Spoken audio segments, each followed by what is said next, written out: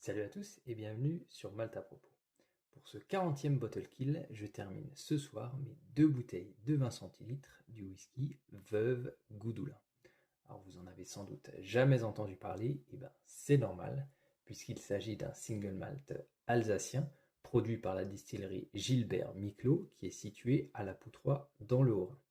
Ce whisky est distillé en Alsace, puis est envoyé en Gascogne à la distillerie Veuve Goudoulin pour être vieilli dans d'ex-fûts d'Armagnac, un Armagnac bien sûr produit sur place.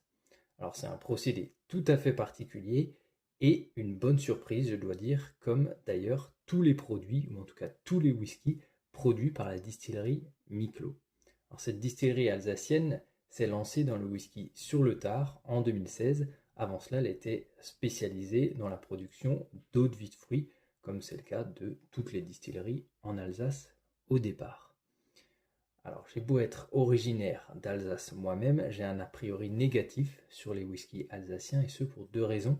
La première, c'est que pour moi, on retrouve trop cet héritage des eaux de vie de fruits dans les profils aromatiques des whiskies, puisque les alambics utilisés pour distiller le whisky sont les mêmes que ceux dans lesquels sont distillés les whiskies, bien sûr. Et donc, on retrouve cette touche, ce côté eau de vie de fruits qui, moi, personnellement, me déplaît.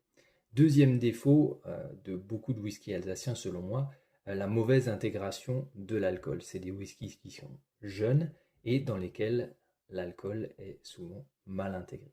Mais ce n'est pas le cas des produits proposés par la distillerie Miclot et notamment de ces 2 whiskies Veuve Goudoulin qui sont ni filtrés ni colorés et embouteillés à 43,2 degrés d'alcool, sachant qu'il y a une version normale entre guillemets et une version tourbée, en tout cas légèrement tourbée.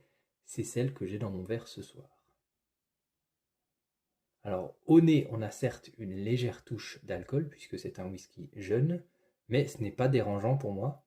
Et surtout, on a cette fumée caractéristique, légère, fine, qui n'a pas de côté herbacé, mais qui n'est pas du tout dominante sur le profil aromatique, qui lui est axé sur les fruits, des fruits jaunes, des fruits mûrs, et également un léger côté tannique issu des exfûts d'Armagnac. Au total, un nez équilibré qui est plutôt attractif.